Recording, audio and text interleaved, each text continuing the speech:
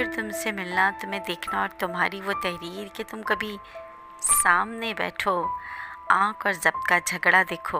उसने लिखा, क्या एक बार तुम मुझसे बात कर सकती हो? मैंने लिखा, नहीं, मैं किसी की अमानत हूँ। उसने लिखा, मैं ख़यानत के किसी जज्बे को तुम में पैदा होने नहीं दूंगा।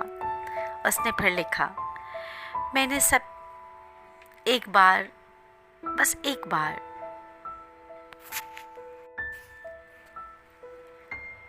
उसने लिखा, मैं ख़यानत के किसी जज्बे को तुम में पैदा होने नहीं दूंगा।